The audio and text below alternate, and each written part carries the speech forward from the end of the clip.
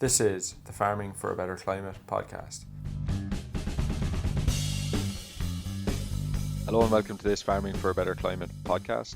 My name is Séamus Murphy and I'm usually joined by Robert Ramsey, but Robert is away busy working on a farm today, so it's just myself. What we've been looking at over the past kind of few months is a deep dive into each individual farming sector, we'll say, and how they've reacted to the global shocks of the energy crisis, cost of living crisis, the war in Ukraine, and how all that has impacted uh, beef, sheep, dairy, arable, and how farmers, I suppose, are reacting and responding to that. But that is kind of only a part of the picture, and a lot of things have been happening in government and in policy over that span as well. And in Scotland, we just recently we have a new first minister. So to kind of discuss some of the changes or the changes that have came in predominantly environmental policy, I have Ian Boyd here to speak. Welcome to the podcast, Ian. Thanks for having us, Seamus. Hope this is a maybe a slight upgrade from Robert, but we'll find out how this goes. Yeah, we'll see. We'll see. There's been a lot of kind of shifts in policy over the last, say, 12, 16 months. What do you think are the kind of big ones that farmers need to be aware of? Yeah, I don't know if I'd necessarily say it's a shift in policy. It's more kind of there's a lot of policies out there, perhaps without a lot of big targets, lots of ambition and to achieve certain things, but the kind of support and the plan to maybe get from what the policy is to actually achieving real world results, I think Yeah, is been coming under a bit of scrutiny recently. And you've seen that especially, I don't know if anyone watches First Minister's questions, but over the last several weeks, I think every single one of them has been interrupted by protesters, and it tends to be environmental or climate change or oil, kind of those kind of topics, yeah, protesters. Um, and their main kind of issue is that they want to see real action, and it's a lot of talking and things and stuff they feel, but they want to actually see more ambition and more actual action taking place.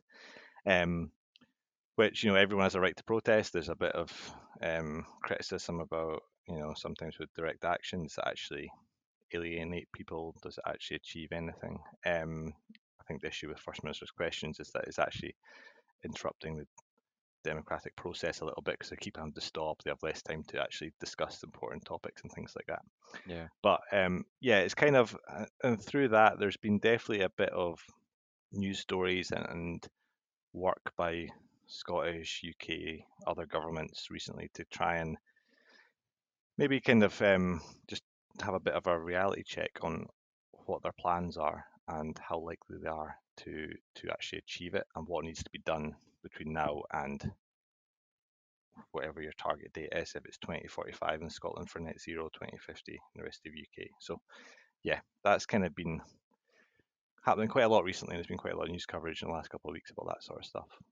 yeah. There is. We've kind of touched on the targets in some of the other episodes where we've been looking at specific sectors, and there is kind of what there seems to be quite a bit of uh, confusion or uncertainty in within the agricultural industry as to what the targets will actually mean for individual farm businesses, particularly when it comes to climate targets, and achieving net zero by 2045. Can you shed any light on that? Is I suppose the big question is, and I think I know the answer, but are individual farm businesses going to be expected to achieve net zero? So I think the first thing to point out is a lot of people don't really understand what net zero is, and I'd say that is probably across the board. It's like confusing for myself. It's confusing for politicians. It's confusing for farmers. Because the definitions on it maybe slightly slightly change from time to time, but essentially it doesn't mean no emissions. It means just this balance between emissions and sinks. So basically, the fact we exist, the fact we need food, we need energy, that sort of thing. Yeah, There will always be emissions associated with that. It's very difficult to actually completely get rid of them 100%. but you try and balance off any emissions that you try and minimize as much as you can. But anything you can't get rid of, you have to try and offset that by taking it back in through some way, whether that's, for example, through trees, um, or maybe some kind of technological fix. That is kind of what they're looking at. So, no, I think it's very difficult as a sector generally, for agriculture to get to net zero, just Yeah. simply if you think what's involved in food production, whether it's livestock, whether it's arable. It's a very big challenge, and yeah, it will be difficult to get to this net zero target. Mhm. But at the same time, farmers, individual farmers, they also have, as well as, I think there's a lot of focus is put on the emissions from agriculture, but there should be an equal amount of focus on all the good stuff and all the potential carbon benefits and climate change benefits that are being done on farms. Farmers are land managers. They control really important ecosystems, really important habitats, and they all play a big role in kind of offsetting these emissions, but also massive benefits to other things like water quality and air quality and wildlife, that sort of thing as well. Yeah, and then I suppose when we talk about how governments can guide guide that, or like deliver what they're trying to deliver in terms of their targets. This week there has been a lot of talk about uh, Green Day, which was I don't know if that's not a 90s early 2000s punk rock band, Yeah, but great band. the a day where kind of there was supposed to be a lot of policy, environmental policy released um, by UK government, and there has been an update to the net zero strategy. Can you tell us a bit about that? Yeah, so essentially this week the UK government, now things like environmental stuff, it is devolved in Scotland, but Hmm. it does all interlink. It's all kind of, at the end of the day, we're all trying to achieve the same target. And I think it's good to have a bit of consensus and a bit of ambition across the whole of the United Kingdom. Um, this week, for example, the UK government released kind of an update of its plan, and essentially why that came about was the High Court, I think it was last year, actually really heavily criticised the kind of targets that were set, as in there wasn't enough actual plan to achieve them. It Yeah. was, just these targets were set, policy was set, and then it kind of stalled a little bit. Now, there has been really good progress, to be honest, over the last few years in reducing our emissions. If you look at all of our um, emission stats, you can see they are on a downward trend. The Hmm. problem is that actually, if we don't do more further, they're going to start to creep up again. And what we've actually done so far to this point is we've probably taken a lot of the easy stuff, the kind of low hanging fruit has kind of been tackled, which has seen these kind of quite quick, relatively easy drops. Yeah. And now it's getting to the more tricky stuff.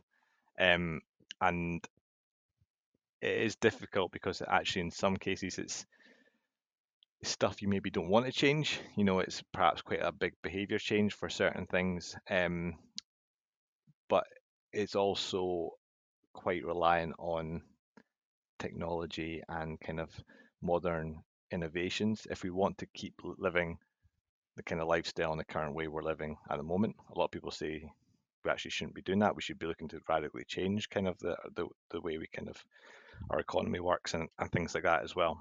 The UK government this week released its what it called its 2030 strategic framework for international climate and nature action, which is quite a, Rolls off the tongue. yeah, that's a really nice title. Um, and in it, there was kind of what it said was like a few challenges, I guess is how they've put it. Hmm. Um, one of it, challenge one, was transition to clean technologies and sustainable practices across all sectors. Challenge two was build resilience and adapt to climate impacts, supporting communities, economies, and ecosystems. Challenge three was increase protection, conservation, and restoration of nature and tackle key drivers of nature loss. Challenge four was to strengthen international agreements and cooperation to accelerate delivery of climate and nature commitments. challenge 5 was basically all to do with financial flows with net zero. Hmm. And challenge 6 was shifting kind of trade and rules and what it calls this kind of transition to net zero, and a positive future. Kind of immediately as soon as they released this, it was criticised by various environmental organisations from not going far enough still. Um, Yeah. but I mean, there is quite a lot of stuff in this. Um, a lot of it, for example, like the energy kind of policy stuff. Um, we've done a lot of work in the energy sector so far to reduce our reliance on certain types of fossil fuels, such as coal. Hmm. We are still really heavily reliant on fossil fuels, though, in particular natural gas.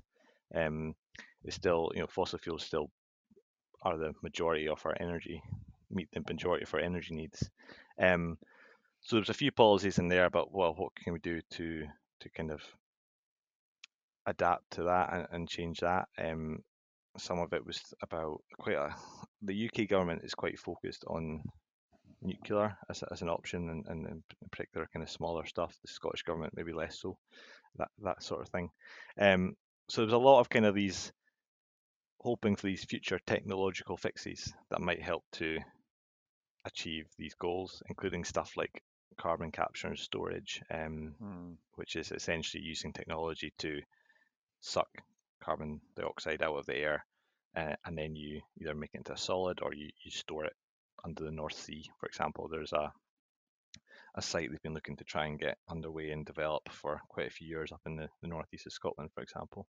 Um, but it's never quite happened. It's all these kind of future things they're hoping that will be it. And the risk there is if you're looking for just technology and some kind of magic silver bullet, is that it's not actually going to change your behavior. It's not actually going to do stuff to minimize or mitigate emissions.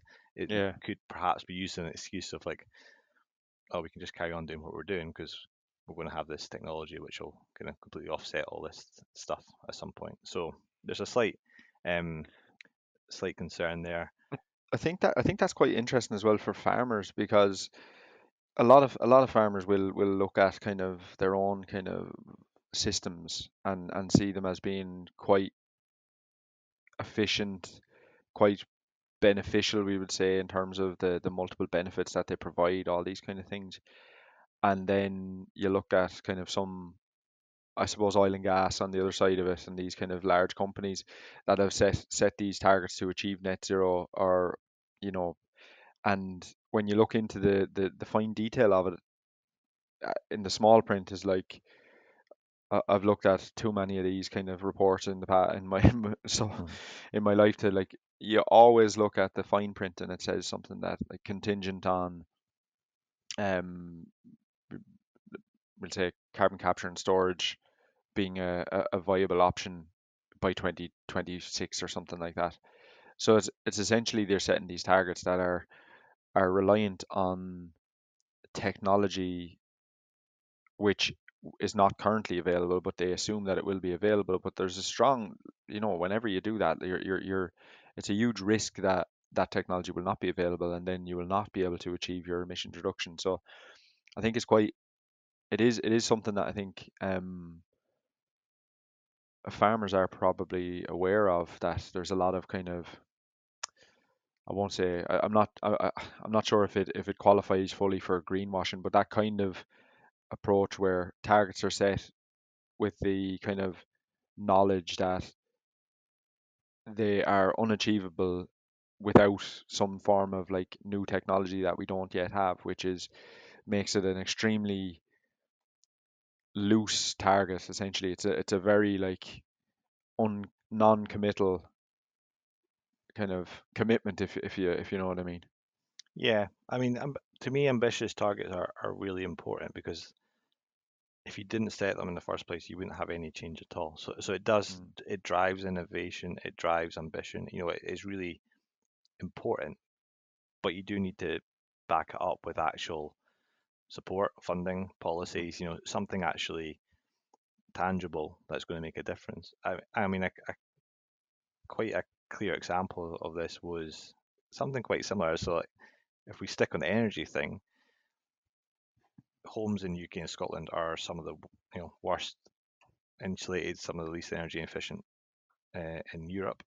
Yeah. And I think it was the UK Climate Change Committee said there was a massive gap in the policy for better insulating homes, for example. So that's perhaps quite a simple way. If you can do stuff like that, it improves.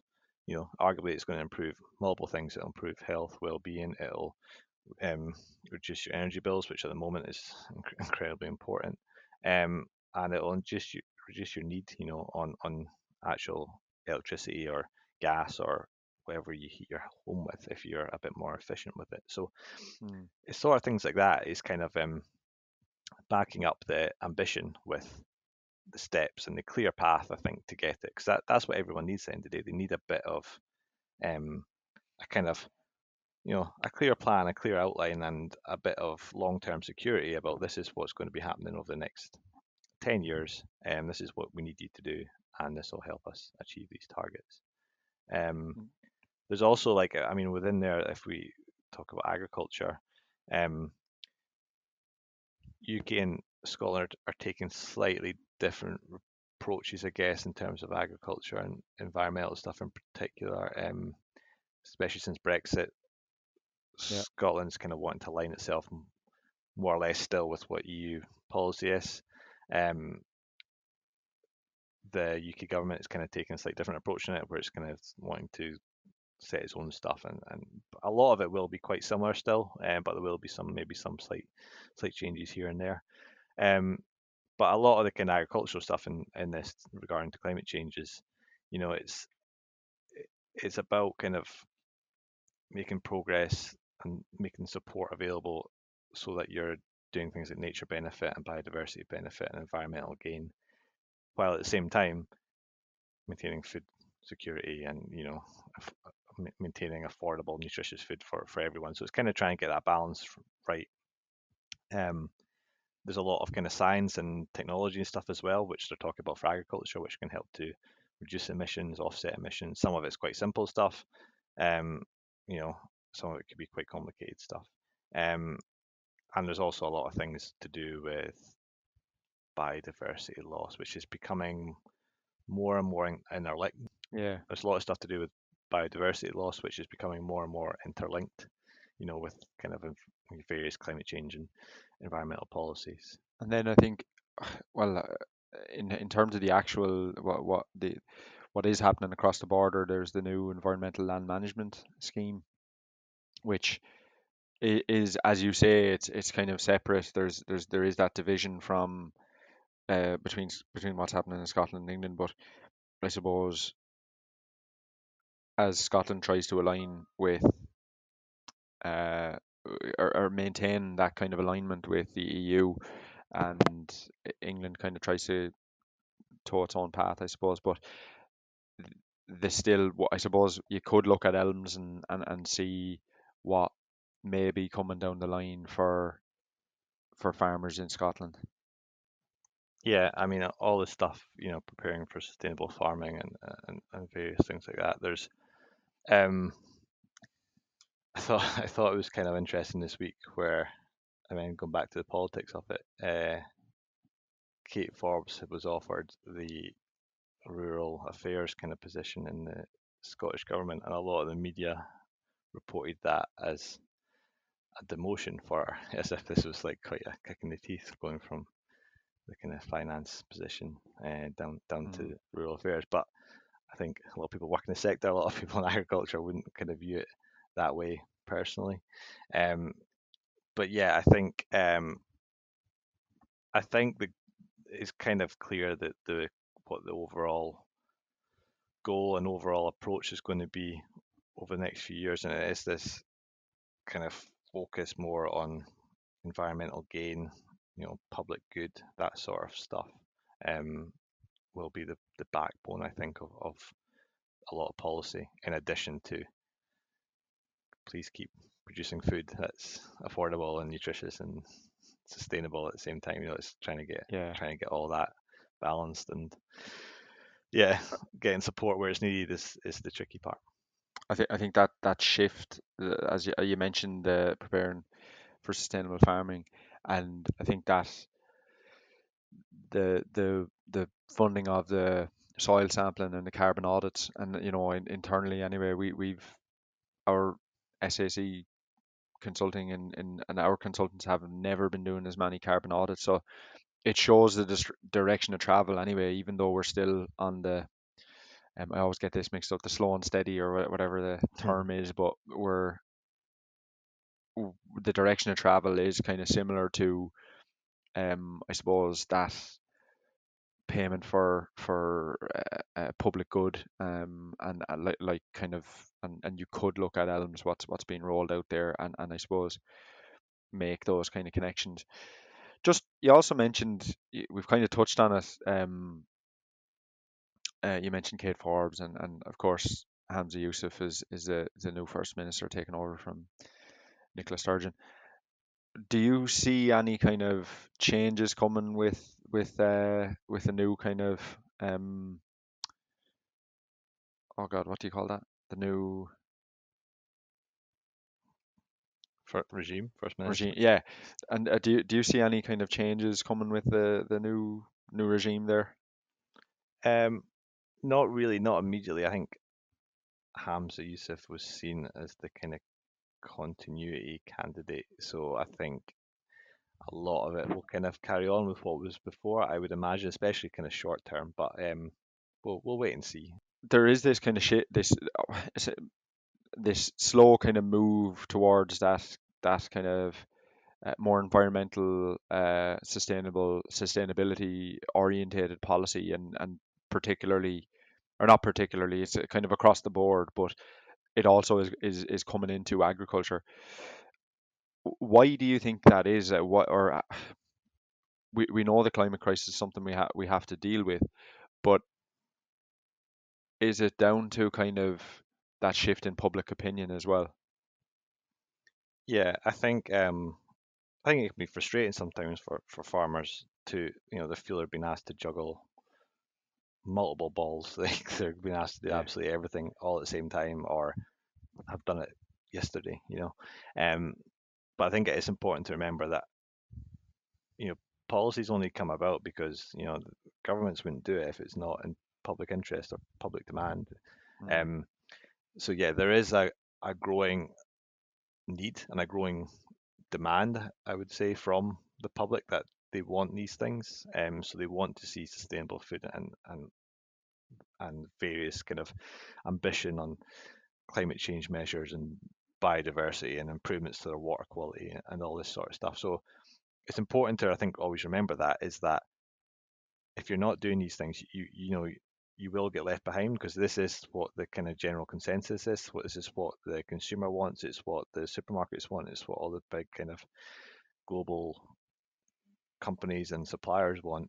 And it is also, I mean, we get kind of sometimes a bit bogged down on what we're doing in Scotland or UK or even like what we're doing individually on, farm. I think it's important to remember it's a global issue, and every hmm country in the world is are doing things and have targets. And we used to be seen a bit as leading the way in that. I feel it's stalling a little bit now. I think some other countries are doing a bit more or being a bit more ambitious, which um, there's a slight risk with that as well, because as well as it's been a big challenge, it is a massive opportunity. There's a massive green revolution. There's perhaps, quite a lot of jobs and kind of skills and tech and various things like that, which need input into. It can be a massive boost to the economy. So I think there's a slight risk um, of being left behind. And I think it's really mm. important to remember that um, when maybe you feel a bit disgruntled or questioning why you have to do a certain thing,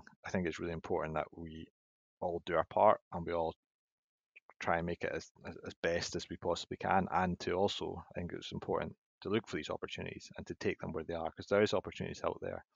And Yeah. it could be really nice kind of stuff for some businesses to kind of diversify or think of alternative income streams in the future as well. That's absolutely key to it all, is that kind of the opportunity that is in front of us, in agriculture.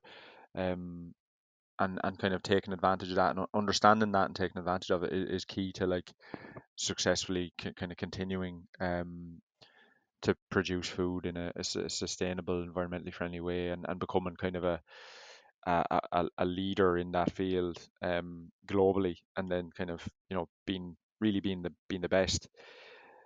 I must add that we are recording this the day after all of this documentation, the Green Day occurred. So we have, I think I read somewhere there's 6,000 pages of updated policy was released yesterday. So I won't try and admit that myself and Ian have read all of it. No, I'm on page But 34 at the moment, if that if that helps. yeah, but it's just I suppose it was worth kind of updating folk on that there has been kind of major changes there very recently, and although it's at that UK level, it is likely to trickle down to the Scottish kind of level, and impact on the day-to-day activities of farmers. Um, and on top of kind of what UK have kind of announced recently, there's the Inflation Reduction Act, which came in the US, and that has a massive kind of environmental and sustainability kind of implications for business and agriculture in the US, and similarly in the EU. There's a lot of developments occurring kind of regularly. This stuff is really hot at the moment, and it's all kind of changing on a monthly basis, or there's policy updates as we kind of try to move from that phase of setting targets to actually taking action. I think that's kind of the way I try to think about it, is in the past, in the past, say, 5 to 10 years, there's been a lot of target setting. And as we creep closer to 2030, that's when action is going to be the main goal. And that's where I suppose we need to be aware of that as an industry, that these targets that we've been hearing about for a long time are going to really start to have an impact on the ground. And I don't think that's a bad thing. I think that's an opportunity. But it's good to kind of discuss a bit of that. Um, I think that's not a bad place to finish up, Ian. Yep, that's all good for me. Thanks very much for joining us today. For more information on some of the topics that we covered here, please visit the Farming for a Better Climate website. And to listen to more of the podcasts, you can find us wherever you get your podcasts. Thanks for listening.